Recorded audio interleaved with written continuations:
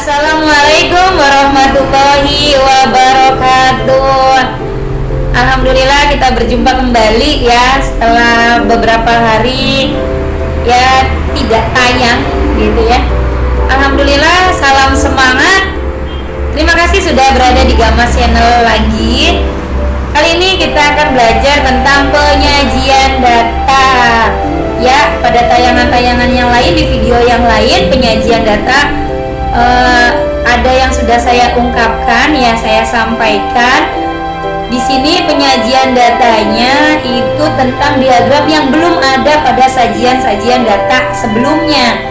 Oke, langsung saja kita belajar tentang penyajian data yang orang lain banyak memakai. Itu diantaranya adalah histogram, polygon frekuensi, dan OGIF ya.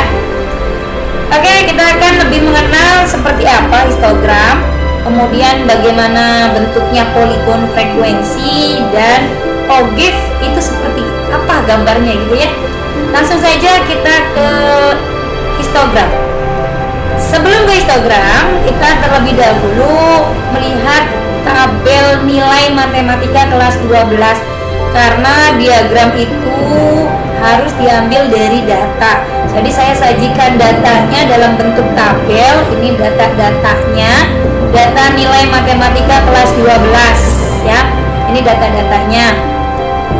Kita akan sajikan dalam bentuk histogram. Kita lihat bentuk histogramnya seperti apa dari data tersebut. Nah, ini dia. Oke, ini adalah histogram dari nilai matematika kelas 12 tadi ya. Ini adalah nilainya, kelasnya tadi. Nilai dari 30 sampai 37 nggak ada. Nilai dari 38 sampai 45 ada. Nih frekuensinya ada 2. Ini frekuensi ya, sebelah kiri frekuensi. Dan nilai dari 46 sampai 53 itu frekuensinya ada 8. Dan seterusnya. Ini adalah histogram. Ya, betul sekali, ini mirip dengan diagram batang. Betul. Histogram itu kalau saya simpulkan memang diagram batang ya. Hanya saja ada bedanya. Kalau diagram batang itu berjarak antara batang satu dengan batang yang lain ya.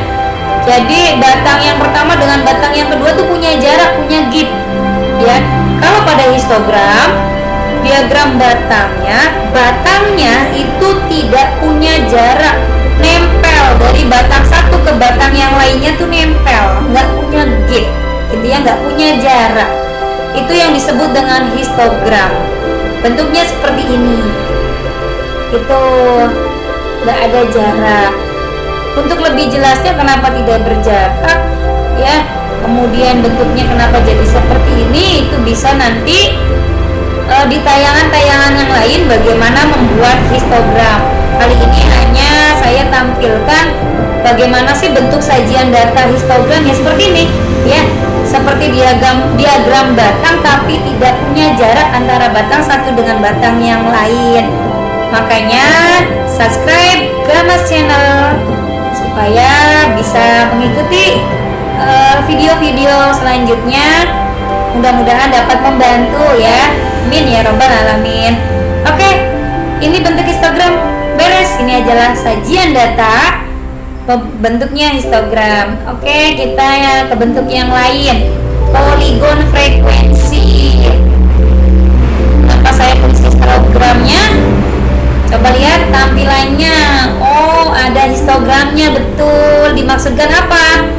Dimaksudkan supaya ada gambaran bahwa polygon frekuensi ini diambil dari setiap titik-titik nilai kelas ya. Nilai kelasnya diambil dari nilai tengahnya, kemudian disatukan, digabungkan ya, betul seperti diagram garis. Hanya saja polygon frekuensi ini titik-titiknya diambil dari nilai tengah suatu nilai atau suatu kelas. Itu ya histogram ini sebagai gambaran saja bahwa dia diambil di tengah-tengahnya gitu ya. Poligon frekuensinya ini yang garis-garisnya itu. Iya, ini sampingnya adalah frekuensi, di bawahnya adalah kelas nilai tadi gitu ya. Udah selesai. Ini adalah sajian data, bentuknya poligon frekuensi dan histogram ya. Cantik ya. Ini ada keterangannya, yang batang-batang ini disebut histogram, yang ininya garis-garisnya adalah poligon frekuensi. Berikutnya adalah tentang OGIF. Sebelum OGIF, kita ke tabel nilai dulu ya. Tabel datanya dulu kita angkut lagi ke sini. Untuk apa? Karena untuk membentuk OGIF syaratnya harus tahu frekuensi kumulatif kurang dari atau frekuensi kumulatif lebih dari. Itu udah harus tahu dulu. Ini data-data yang awal, kemudian dibuat lagi tabel tambahannya itu tentang frekuensi kumulatif kurang dari, atau tulisannya FK kurang dari sama dengan. Kenapa ada sama dengannya? Karena yang dimaksud dengan frekuensi kumulatif kurang dari adalah kumulatif dari frekuensi kelas-kelas sebelumnya ditambah dengan kelas yang dimaksud. Maksudnya apa ya? Kita lihat. Saya ambil contoh. Saya ambil yang 18 ini ya. Perhatikan baik-baik. Ini adalah frekuensi kumulatif kurang dari. Ini di sini nih kelasnya ya. Berarti di sini nih ya kelasnya ya. Itu diambil dari frekuensi kumulatif kelas sebelumnya. Awas, ini kelasnya ya. Kelas sebelumnya di sini frekuensi yang pertama adalah 2, kemudian 8. 2 ditambah 8, 10 betul. Ditambah kelas yang dimaksud. Kelas yang dimaksudnya di sini frekuensinya 8. Berarti 10 ditambah 8, betul 18 ya. Jadi ketika ada obrolan frekuensi kumulatif kurang dari, itu maksudnya adalah kumulatif dari frekuensi kelas sebelumnya ditambah frekuensi kelas yang dimaksud. Begitupun tentang frekuensi kumulatif lebih dari. Berarti frekuensi kumulatif lebih dari itu adalah kelas sebelumnya ditambah kelas itu ya, lebih dari kelas itu. Begitu. Contoh ya. Saya ambil yang nilai frekuensi kumulatif lebih darinya di sini nih, di angka 22 nih. 22 ini diperoleh dari, lihat bahasanya adalah frekuensi kumulatif lebih dari. Saya ambil kelasnya dulu. Nah, dengan bahasa ada berapa frekuensi dari orang yang mendapatkan nilai lebih dari 62 sampai 69. Berarti kalau lebih dari 69 kan di sini nih, ya kan? Di sini kan? Aduh, kepencet, sorry. Nah, yang di sini itu dihitung dulu frekuensinya yang lebih dari nilai itu. Kita ambil di sini 0 ya, 3. Kemudian ditambah kelas ini. Kan lebih dari 69 kan, 3 tambah 7, 10, ditambah 5, 15. Nah, ini kan kelas lebih dari dianya. Lebih dari dianya ditambah kelas yang dimaksud. Kelas yang dimaksudkannya ini. Tadi kan 15 ditambah 7, berarti 22.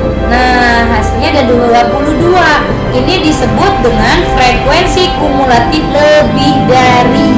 Walaupun bahasanya lebih dari plus kelas itu sendiri frekuensinya berapa. Begitu, mudah-mudahan paham ya. Kalau sudah mampu membuat frekuensi kumulatif kurang dari atau lebih dari, maka kita bisa membuat OGIF-nya. Nah, ini adalah sajian OGIF, sajian data berupa OGIF yang ini disebut dengan OGIF positif, yakni diambil dari tadi yang kurang dari frekuensi kumulatif yang kurang dari itu diambil dari situ. Ya, ini sajiannya seperti ini. Kemudian ada lagi yang disebut dengan OGIF negatif. Ini OGIF negatif ini diambil dari frekuensi kumulatif ya yang lebih dari. Ini warnanya kan berbeda ya, tadi kuning menyala, sekarang kuningnya agak kekunyit gitu ya. Ini adalah OGIF negatif gitu. Ini tampilannya seperti ini. Kalau zaman dulu waktu saya sekolah, ini balik lagi ya.